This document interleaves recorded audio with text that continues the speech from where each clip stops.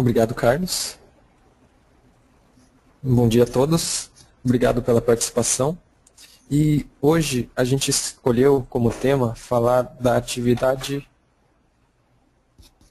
estomática das plantas. Esse foi um tema que a gente lançou uma pesquisa na nossa última palestra e foi o tema mais votado pelos participantes daquela época.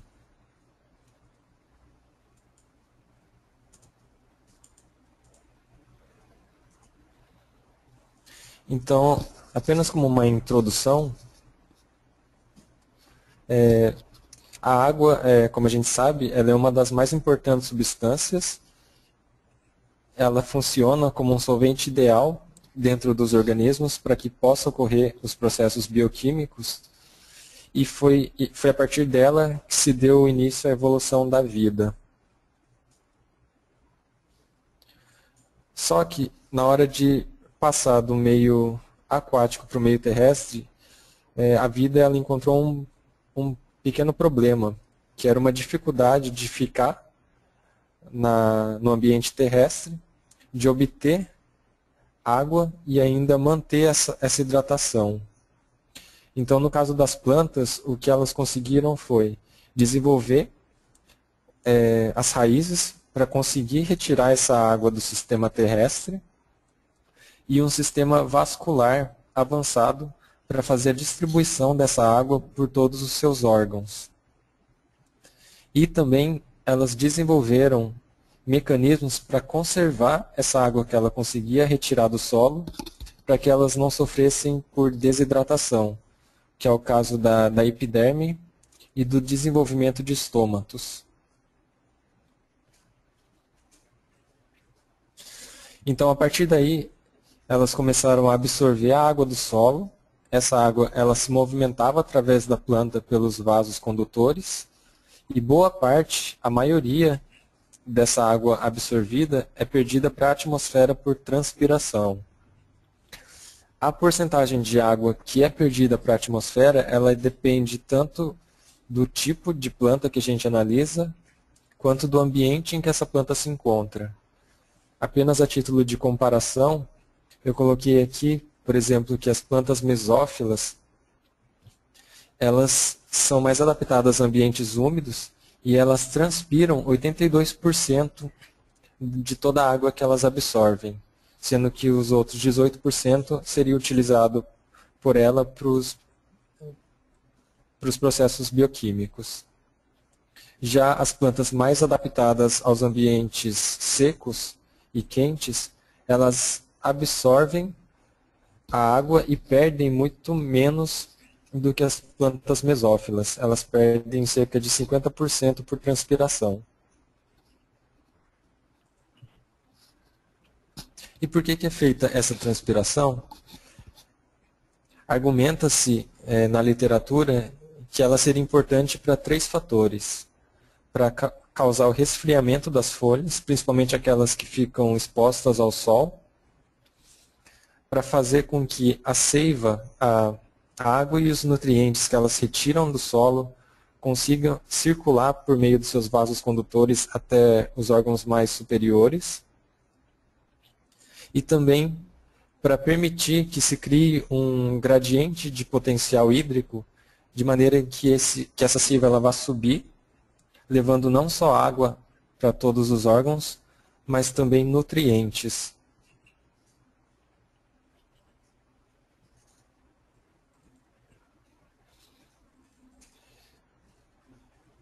Só que para realizar essa transpiração, elas precisam abrir os seus estômatos, que seriam pequenos orifícios principalmente presentes nas folhas das plantas.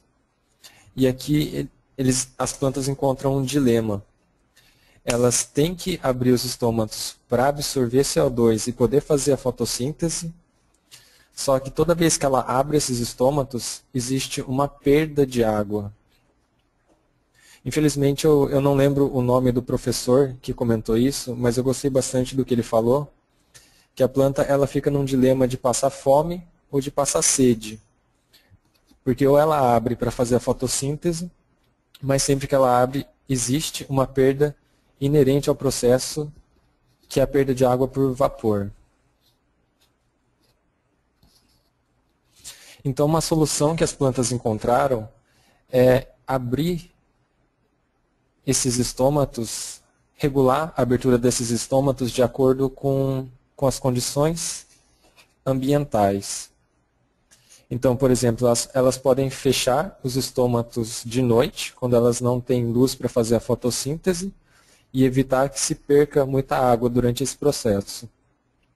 E abrir pela manhã, se elas tiverem água disponível no solo para fazer a fotossíntese, para então poder absorver o CO2 da atmosfera.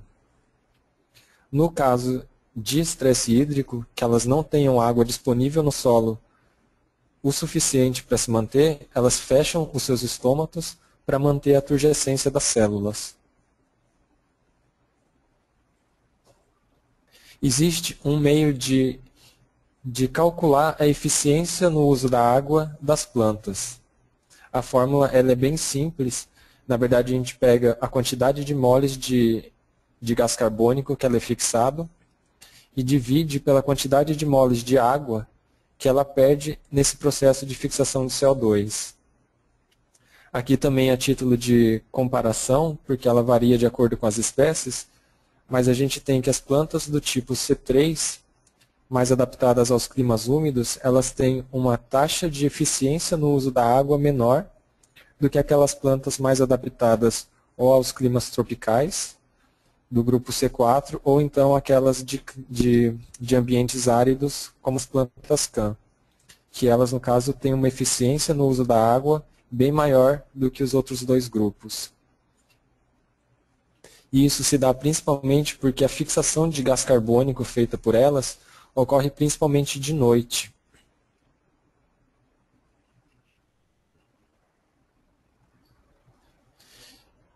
Então a gente falou que a planta desenvolveu os estômatos para poder manter a hidratação no meio terrestre. Então aqui a gente vai mostrar o esquema do complexo estomático. Então o complexo estomático ele é formado pelas duas células guardas, que são elas que controlam a abertura e o fechamento do estômato. A abertura a gente chama de ostíolo, e elas também possuem duas células que ficam bem próximas, ligadas às células guardas, que são as células subsidiárias. E abaixo do estômato é formado uma cavidade, uma câmara subestomática. Essa câmara ela é importante não só para maximizar a difusão do gás carbônico para dentro das células da planta, como também ela aumenta o caminho de difusão do vapor da água, ou seja, ela tende a diminuir a perda de água sempre que a planta abre os estômatos.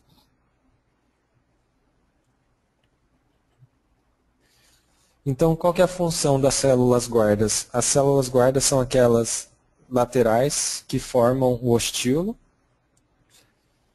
e elas funcionam como uma válvula operada hidraulicamente para fechar ou abrir os estômatos.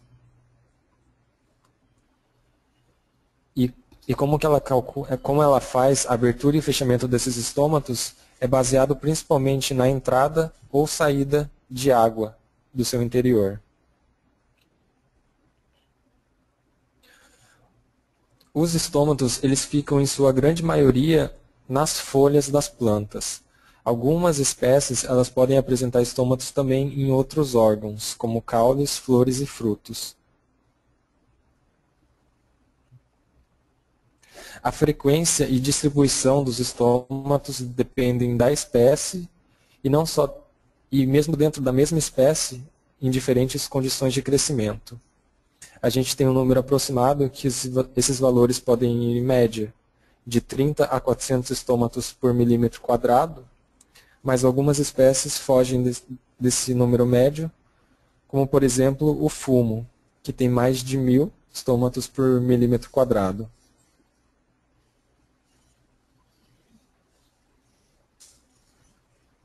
As plantas elas podem ser classificadas também de acordo com a face da folha na qual ou nas quais elas possuem estômatos. Então a gente pode ter as plantas hipoestomáticas, que têm os estômatos na face de baixo das folhas. Um exemplo são as folhas de regiões úmidas. Elas podem ser epiestomáticas, quando elas têm os estômatos na face de cima da folha, principalmente nas plantas aquáticas. E a gente tem, a maioria delas são anisoestomáticas. Elas possuem em ambas, só que com um número diferente, normalmente com maior quantidade embaixo. E também tem as anfiestomáticas, que tem em ambas as faces das folhas, com números mais aproximados.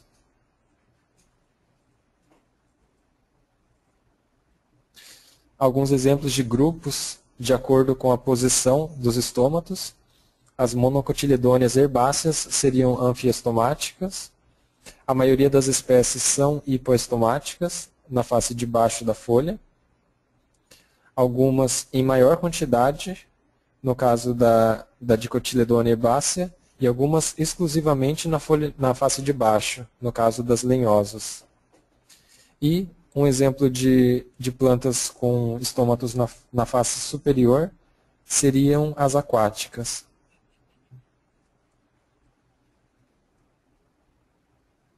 A importância dos estômatos fica principalmente na questão das trocas gasosas.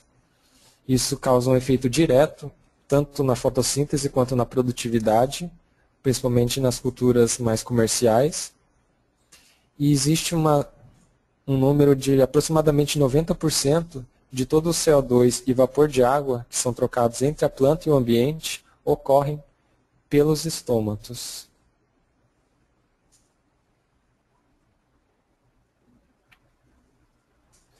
Os estômatos eles podem ser diferenciados também de acordo com o seu formato. A gente tem o formato mais comum, que seriam as em forma de rim, reniformes. E também a gente pode encontrar estômatos com formato de halteres, como é esse caso, que acontecem principalmente em gramíneas e monocotiledôneas. A gente percebe nessa foto que a parede celular da parte de trás, daquela que liga com a célula subsidiária, ela é mais fina do que a parede celular interna, que forma o ostíolo. Isso permite que sempre que a célula do estômago ela fica túrgida, ela crie esse orifício chamado de ostíolo. Isso, e é claro, essas microfibrilas de celulose que ficam dispostas radialmente.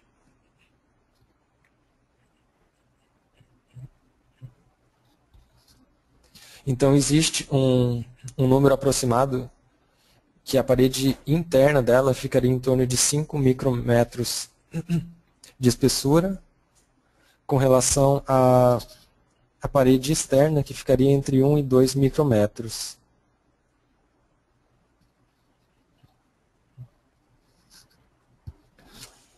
E o estômato, quando aberto, ele tem de dimensões, cerca de 5 a 15 micrômetros de largura, e ele tem um comprimento maior, em torno de 20 micrômetros. Um número referência também, a gente pode ter aqui uma planta com os poros todos abertos, a área total coberta dessa folha pelos poros abertos ficaria de 0,5 a 2%.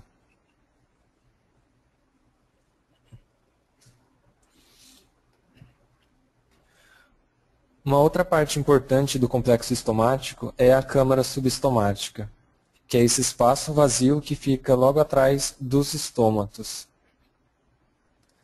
Ela se forma no mesofilo da folha e fica logo atrás dos estômatos. E isso é importante porque ela reserva os gases aqui dentro dessa câmara, maximizando a difusão do gás carbônico, e também ela reduz a perda de água porque ela aumenta o caminho de difusão que a água precisaria atravessar para ser perdida por transpiração. Então aqui a gente tem o esquema de um estômato aberto e de um estômato fechado. A gente tem as duas células guarda, o ostíolo, nesse caso, aberto, e as células subsidiárias. Então, basicamente, quando a água ela entra nas células guarda, ela fica túrgida e ela abre esse ostíolo por causa da diferença de espessura das paredes. Quando a célula guarda ela perde água para a célula vizinha, ela fecha esse ostíolo.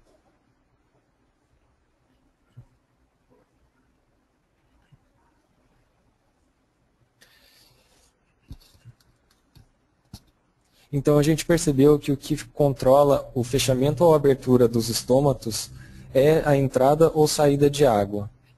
E para entender um pouco melhor o que faz essa água entrar ou sair da célula, a gente precisa passar pelo conceito de potencial hídrico, porque é ele que controla a direção e o fluxo de água dentro de um sistema.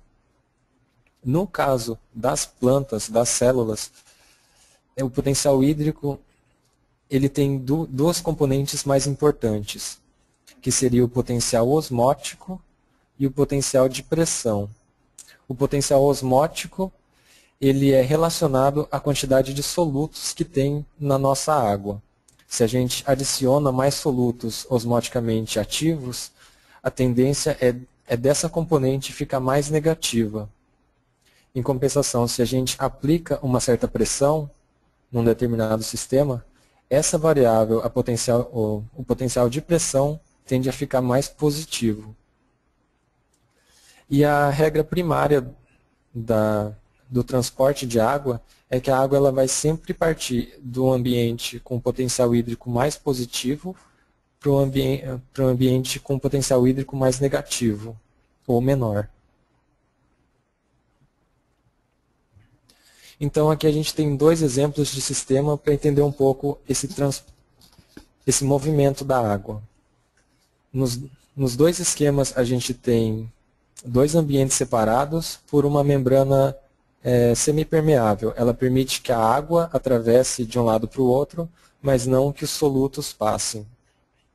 Nesse caso, a gente tem que no ambiente A existe uma solução de 0,1 de sacarose. Em compensação, no lado B, a gente só tem água pura. Como a gente tem a sacarose desse lado, diminuindo o potencial osmótico dessa solução, aqui a gente tem um potencial hídrico total mais negativo do que aqui, ou seja, menor do que aqui. Então, a água ela vai tender aí do lado com maior potencial hídrico, nesse caso zero, para o lado com menor potencial hídrico, que é aqui o lado negativo. Já no esquema B, a gente tem os mesmos dois sistemas, A e B, água pura e com sacarose, porém a gente aplicou uma pressão no lado A que superou o potencial osmótico, ou seja, a gente tinha um potencial osmótico negativo pela presença de sacarose, mas a gente aplicou um potencial de pressão positivo de 10. E na soma total ele ficou mais positivo do que o lado B, que é a água pura. Então, apesar do lado A ter a sacarose, por causa da pressão, a água vai tender a ir do lado A para o lado B.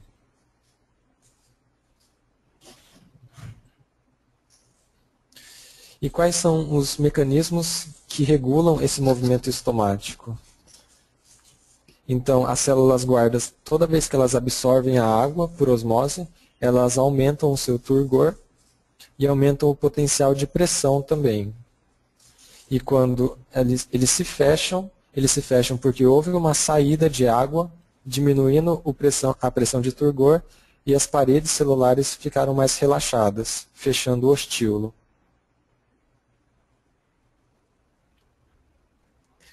Existem, ao longo da história da pesquisa do comportamento dos estômatos, algumas hipóteses para o que causaria o fechamento e abertura dos estômatos. Então, a primeira hipótese considerada vem lá de 1908, que é a hipótese amido-açúcar. Nessa hipótese, a gente considera que dentro da célula guarda existe o amido, que a energia é armazenada na forma de amido, que é um polímero de glicose e é insolúvel em água. Então ele não é considerado um polímero osmoticamente ativo. A presença dele na solução não diminui o potencial hídrico da solução. Mas toda vez que a gente quebra esse amido em açúcares solúveis, esses sim contribuem para diminuir o potencial osmótico da solução, o potencial osmótico ficando mais negativo do que o meio externo, as células vão começar a absorver água, porque dentro dela está mais negativo do que fora. Absorvendo água, as células guardas elas vão ficar mais túrgidas e os estômatos vão se abrir.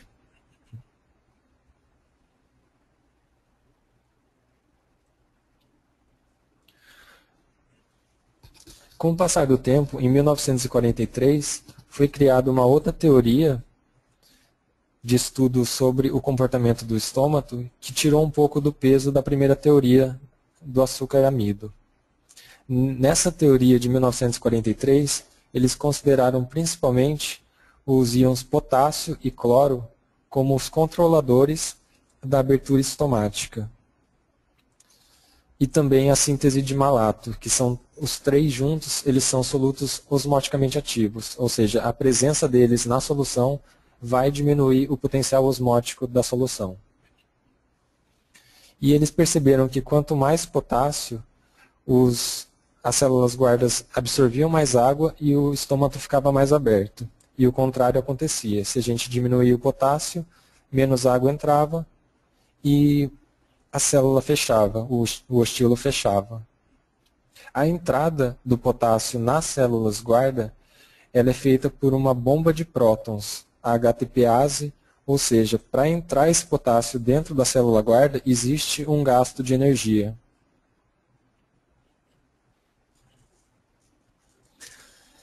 E eles fizeram um estudo também que comprovou parte dessa teoria, que foi utilizar uma toxina produzida por um fungo parasita chamado fusicosina.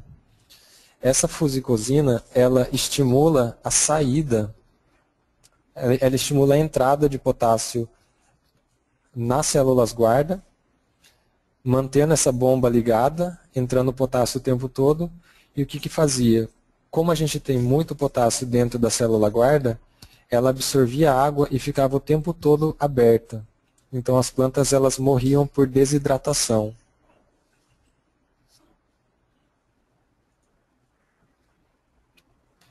O mesmo acontece com o cloro, o mesmo comportamento, quanto mais cloro os estômatos ficam abertos e quanto menos cloro eles ficam fechados. A entrada do cloro é também pela bomba de prótons HTPase, apesar de indiretamente. Ela tem uma entrada compartilhada com os íons hidrogênio. Já o malato, ele é sintetizado dentro mesmo do citoplasma das células guardas a partir da quebra do amido. Estudos mostraram que os estômatos abertos eles podem ter um nível de malato até 6 vezes maior do que um estômato fechado. Então, assim, toda vez que existe a quebra de amido, a quantidade de malato dentro da célula aumenta, e isso faz com que o potencial osmótico diminua e a água entre, abrindo os estômatos. Para ocorrer a diminuição do malato dentro da célula, isso pode ocorrer de 3 maneiras.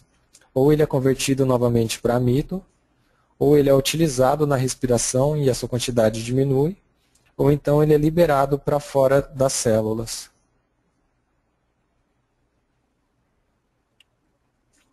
Então, em resumo dessa teoria de potássio e cloro, é que a gente tem esses 3 íons osmoticamente ativos, o potássio, o cloro e o malato, que sempre que presentes numa solução, vai diminuir o potencial osmótico dessa solução.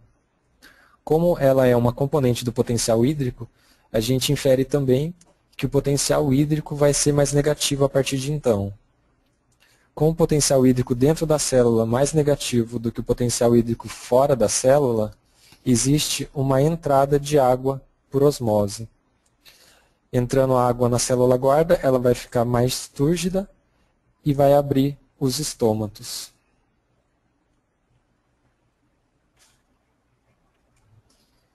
Mas depois de um tempo, eles perceberam que a sacarose ela tem um papel importante no controle, principalmente na manutenção da abertura estomática. Então, os estudos em cima do açúcar voltaram a ser realizados.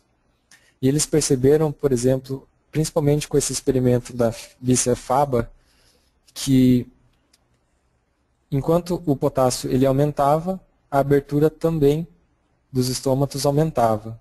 Só que existia uma parte do dia em que a quantidade de potássio caía. Só que a abertura dos estômatos continuava aberta.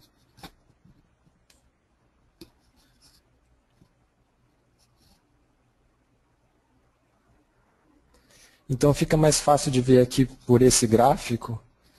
A gente tem em verde a abertura estomática, em azul a concentração de potássio e em vermelho a sacarose. Eles perceberam que de manhã existia uma quantidade maior de potássio e isso condizia com a abertura também estomática. No entanto, chegando próximo do meio-dia, a quantidade de potássio caía. Só que ao invés da abertura estomática acompanhar essa queda, ela continuava aberta até o final do dia. Então eles perceberam que pode ter uma influência, principalmente por causa da sacarose, que a partir da manhã começa o processo de fotossíntese começa a ser feito, atinge o seu auge no meio do dia, nos horários mais iluminados, e a partir do pôr do sol, a concentração de sacarose tende a cair também, e os estômatos tendem a se fechar junto com ela.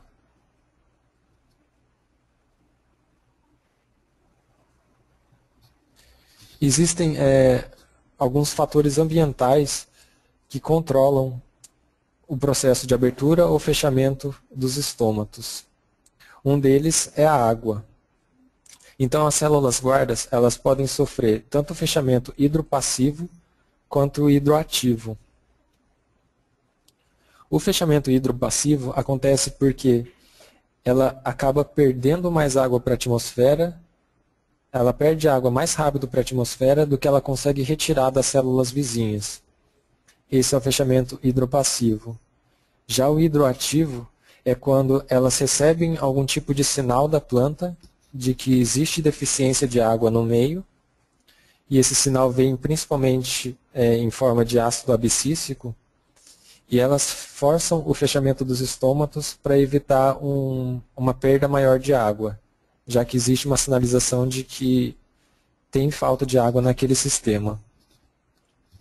Então, esse sinal de ácido abscíssico pode vir de outros órgãos, principalmente até da raiz, quando ela percebe que existe uma falta de água no solo, mas posteriormente, se precisar manter os estômatos fechados, as células guarda conseguem até produzir esse ácido abscíssico no local.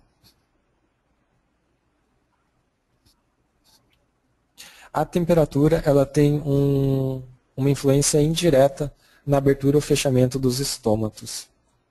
A gente tem que quanto maior a temperatura, qualquer tipo de célula tem a sua atividade maximizada, aumentada, até um certo ponto em que depois existe um declínio.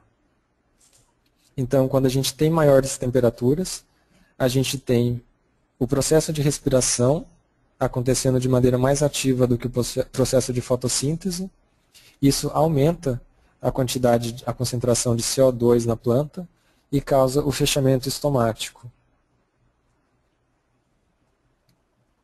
Para todas as plantas existe uma faixa ótima de temperatura, e sendo que abaixo dessa faixa ou acima dessa faixa vai ocorrer o fechamento dos estômatos.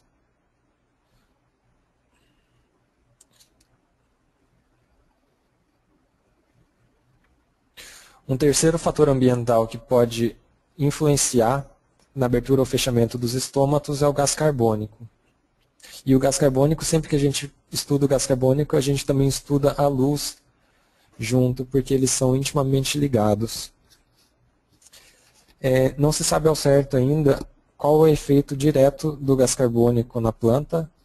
Existe tanto a hipótese de que ele fecha os estômatos, quanto a hipótese de que ele abre os estômatos. mas experimentos mostram que ele funciona, ele pode ter um efeito semelhante ao do ácido abscíssico. Ou seja, ele vai causar um aumento na entrada, na concentração de cálcio dentro da célula, com o aumento do gás carbônico. Isso pode causar o fechamento dos estômatos. Então, ele pode ou abrir os estômatos, porque ele vai favorecer a fotossíntese acontecer, a produção de sacarose e também a quebra do amido para a formação de malato. Ou então ele pode fechar os estômatos numa ação bem parecida com a do ácido abscíssico.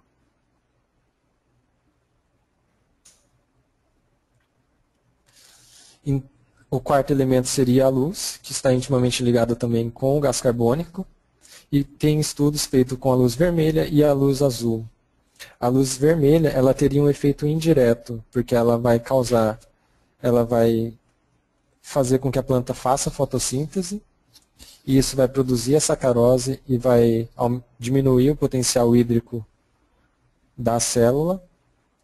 E também tem o efeito da luz azul, que já é um efeito mais direto. Esses três listados abaixo, a fototropina, a zeaxantina e os criptocromos, eles são os receptores dessa luz azul. E a luz azul ela tem influência direta na bomba de prótons, aquela bomba HTPase, que faz a entrada tanto do potássio quanto do cloro. Então o que acontece? Aqueles três fotorreceptores citados anteriormente, eles vão absorver a luz azul, eles vão fazer com que a proteína 1433 se ligue à bomba HTPase, ativando essa bomba. Ou seja, vai começar a entrar potássio e cloro dentro das células guarda, vai diminuir o potencial osmótico, vai absorver água e o estômato vai abrir. E a luz azul também estimula a biossíntese de malato, que era aquele terceiro íon osmoticamente ativo que a gente comentou. Esse gráfico ele só compara também a radiação fotossinteticamente ativa ao longo do dia e como a abertura dos estômatos acompanha essa radiação par, ou RFA, ao longo do dia.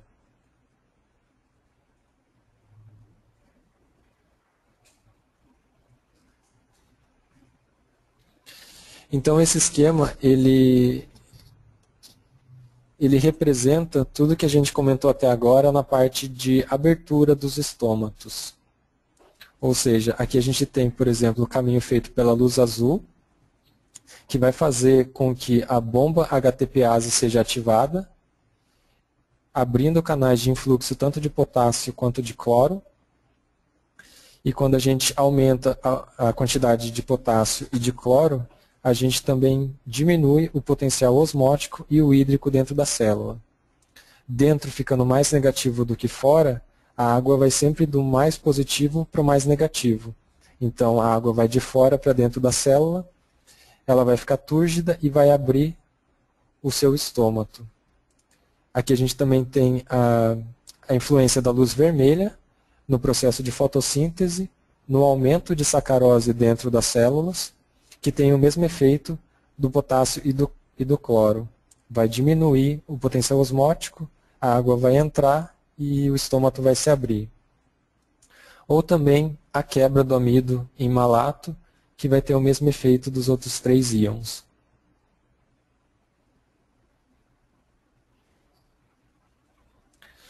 Já o processo de fechamento do estômato seria o oposto do de abertura.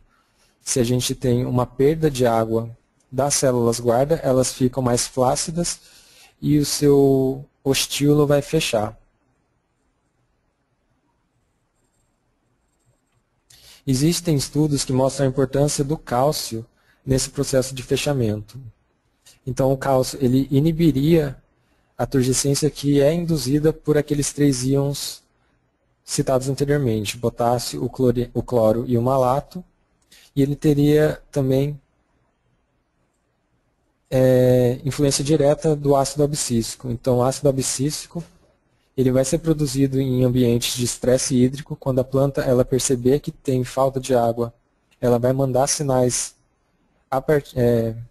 utilizando esse ácido abscísico, que vai estimular a absorção de cálcio pelas células guarda. Entrando cálcio, isso vai influenciar negativamente na concentração de potássio, cloro e malato. Então, o cálcio nas células guarda, ela vai abrir os canais de ânion e também os canais de potássio. Ou seja, ela vai fazer com que o cloro e o potássio elas saiam de dentro das células, aumentando o potencial osmótico interno. Então não vai haver mais a entrada de água na célula guarda, ela vai ficar flácida e o estilo vai fechar. Esse seria o esquema do fechamento, então, dos estômatos. A gente tem o gás carbônico tendo um efeito bem parecido que o ácido abscísico. Ambos vão aumentar a concentração de cálcio no citoplasma, e o cálcio no citoplasma ele vai abrir os canais de saída de cloro, ou então eles não vão deixar que o cloro entre, que a bomba HTPase seja ativada e que o cloro e o potássio entrem. Então, ou ele vai despolarizar, ou não vai permitir a polarização da membrana. Então, os íons que estavam dentro da célula vão sair, ou então os íons que estavam fora não vão entrar. De maneira que o potencial hídrico interno fique maior do que o de fora, e a água indo sempre do maior para o menor, ela vai sair de dentro da célula e ir para fora da célula. A célula ficando mais murcha, mais flácida, ela vai fechar o seu ostíolo.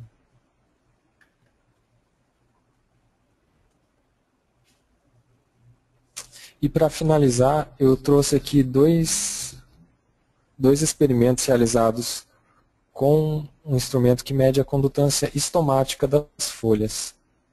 O primeiro foi feito pelo Dr. Mark Greenspan. Ele fez esse experimento com videiras.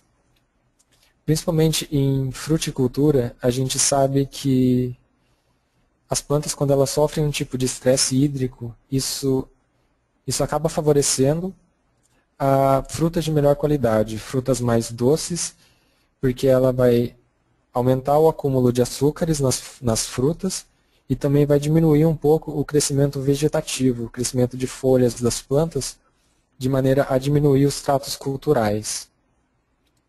Então ele utilizou um porômetro para saber quão abertos ou quão fechados esses estômatos eles estão, para saber se a planta está sofrendo algum tipo de estresse hídrico ou não. E ele enfoca bastante no ponto de que leituras sozinhas a gente não consegue ter um valor muito significativo. O importante mesmo seria um monitoramento ao longo do ciclo para entender melhor o comportamento de cada planta.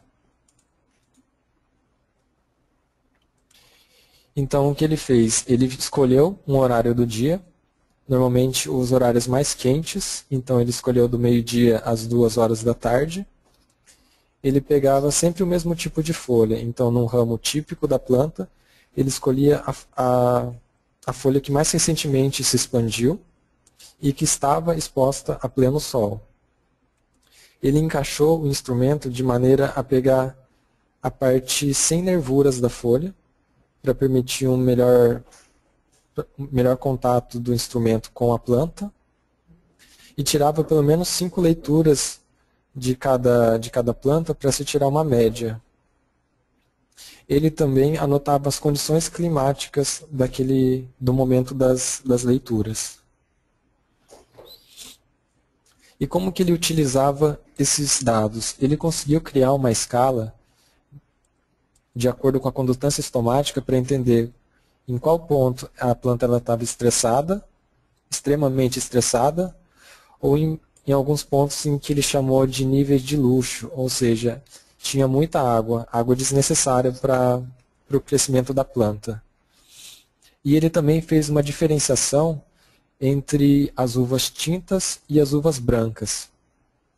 Ele percebeu que aproximadamente 2 semanas antes do amadurecimento, Se ele deixasse as variedades tintas sob um estresse moderado de falta de água, ele conseguia frutos melhores. E nas brancas, se a gente causasse um estresse leve, um estresse hídrico leve, isso já aumentava a qualidade das suas frutas. Então foi essa escala que ele criou a partir das leituras com um porômetro. Então existem os valores de estresse extremo, que devem ser evitados até para não causar nenhum tipo de dano estrutural na folha. E ele encontrou também esse intervalo de luxo, que é onde a planta ela estaria confortável. Ela tem água suficiente, até mais do que ela precisaria para fazer a sua produção, e que ele também evitava deixar a planta nesse nível. Primeiro pelo gasto de água, e segundo porque é interessante a gente causar um certo estresse de água na planta para ela produzir frutos melhores. Então ele considerou essa faixa de estresse leve para as uvas brancas e um estresse moderado para as uvas tintas.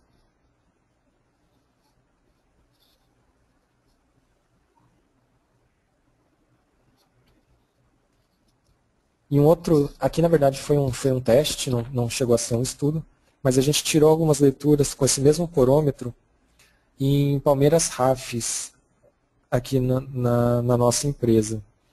Então a gente tirou algumas leituras da palmeira Rafis fora do escritório, algumas estavam expostas a pleno sol, outras ficavam na sombra, aqui a pleno sol também, lá atrás a gente tinha uma na sombra, e comparou também com uma mesma palmeira Rafis que fica aqui dentro do nosso escritório, que não tem exposição à luz solar. Como o professor, o Dr. Mark mesmo mostrou, os valores absolutos a gente não tem muita informação. O ideal seria medir ao longo de um tempo para entender o comportamento dela. Mas a gente conseguiu ver duas informações interessantes nessas leituras. Primeiro que elas foram tiradas leituras na face de cima da folha e na face de baixo, e as leituras de baixo sempre deram maiores, ou seja, existe uma presença, uma atividade estomática maior na face de baixo dessas palmeiras do que na face de cima.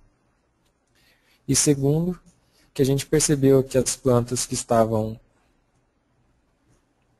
mais na sombra, seja meia sombra ou na sombra completa, elas tinham uma atividade estomática, uma condutância estomática maior. Até porque elas não estavam expostas ao sol de maneira a tentar segurar dentro de si a água que é disponível.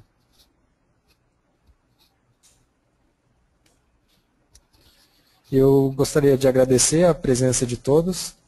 Aqui embaixo eu deixei os nossos contatos. Se alguém tiver alguma dúvida, quiser algum material a respeito, fique à vontade de nos procurar.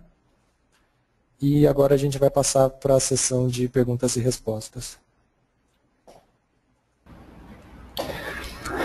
Muito obrigado, Fábio, pela apresentação, toda a informação do seminário.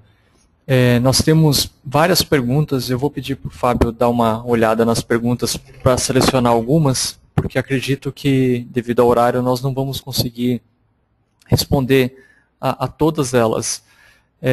Enquanto o Fábio vai selecionando, eu gostaria de relembrar que uma cópia dessa apresentação ela vai ser colocada à disposição dos participantes através do nosso site decacom.com.br. E dentro de alguns dias nós vamos gerar um vídeo da apresentação com áudio que vai ser postado no nosso canal do YouTube. Então aqueles que quiserem ter acesso podem fazer uma busca direto no YouTube ou até mandar um e-mail para a gente, que a gente manda o link. Muito bom, então nós vamos iniciar as perguntas e respostas. Nós temos a pergunta do participante João Colatino. Ele pergunta qual seria o melhor horário para coletar os dados no porômetro em gramíneas.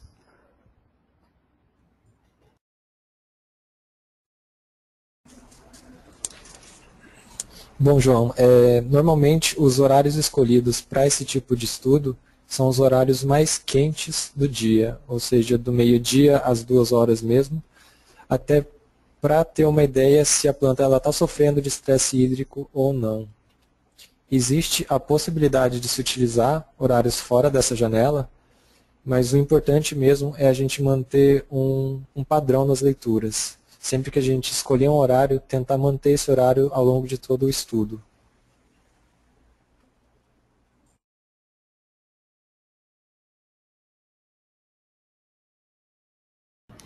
Muito bom, então vamos à próxima pergunta do participante, a Diliane.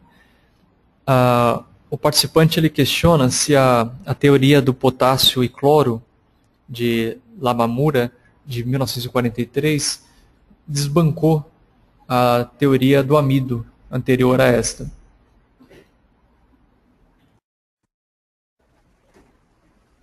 Bom, Diliane, ela não foi desbancada, ela foi desacreditada por um tempo, porque eles consideraram que a atuação dos íons potássio e cloro, elas teriam mais importância do que os açúcares.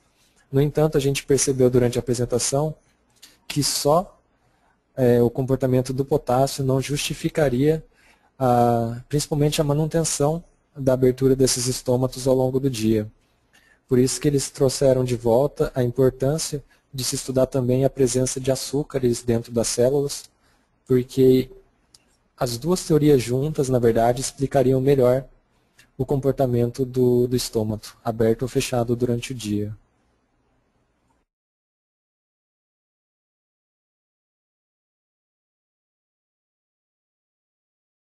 Obrigado, Fábio.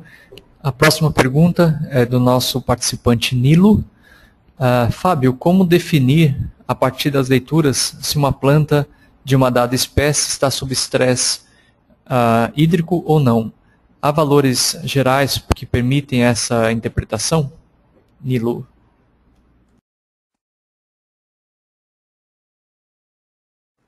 Olá, Nino. Bom, não existem esses valores definidos para as culturas em geral. Como a gente mostrou aqui na apresentação, foi preciso o doutor ele pesquisar as videiras ao longo de um ciclo para definir essa escala para ele, que para ele funcionava nas condições tanto das espécies que ele escolheu, quanto nas condições ambientais que ele tem lá. O que ele aconselha e que eu acho que é prudente é que a gente pegue esses valores ao longo do ciclo na nossa cultura e veja também se a cultura está demonstrando, se ela está dando sintomas de estresse hídrico, a gente pega a leitura naquele dia, pega as condições ambientais e faz uma anotação, para nunca mais deixar que aquele nível de condutância estomática seja atingido de novo. Então, assim, em resumo, a resposta seria não, a gente não tem valores para as espécies de maneira geral e precisaria de um estudo específico para a sua espécie, analisando principalmente os aspectos visuais da sua planta.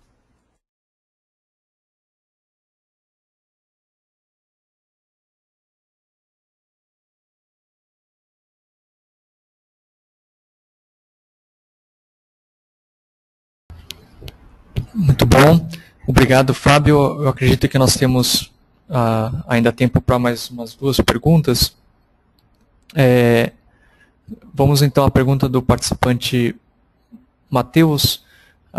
Fábio, quais poderiam ser as aplicações do porômetro na cultura de soja e milho? Já existe pesquisa nessa cultura utilizando o equipamento?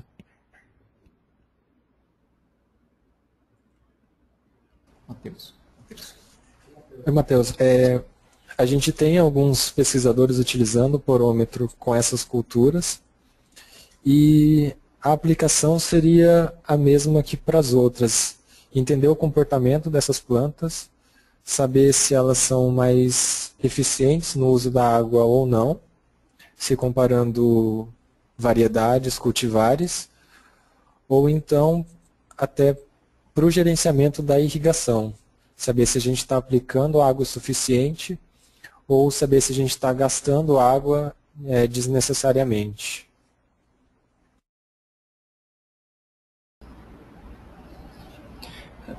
Então, a nossa última pergunta do participante Carlos. Fábio, quando eu digo última pergunta, nós temos várias perguntas pendentes ainda e todas elas serão respondidas, ok? No entanto, nós vamos ter que responder por e-mail pelo avançado da hora.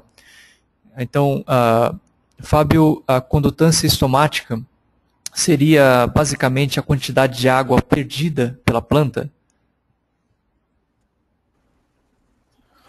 Bom, a leitura de condutância estomática, ela não é realmente a leitura da transpiração da planta, quanto de água ela perdeu por transpiração. Ela é uma componente que a gente utiliza, bastante importante até no cálculo da transpiração, ou então em cálculos de evapotranspiração de sistemas, mas ela em si, ela não representa a quantidade de água perdida pela planta, mas sim digamos, um potencial de condutância dos estômatos, ou seja, quão abertos ou quão fechados eles estão. Muito bom. Então, com isso, nós encerramos a apresentação desse dia. Nosso muito obrigado aos participantes, ao Fábio pela palestra. Nos colocamos à disposição caso tenha alguma dúvida. Por favor, nos escreva, nos envie um e-mail. Também tem o nosso telefone no slide da apresentação. O nosso muito obrigado, um abraço e uma excelente semana a todos.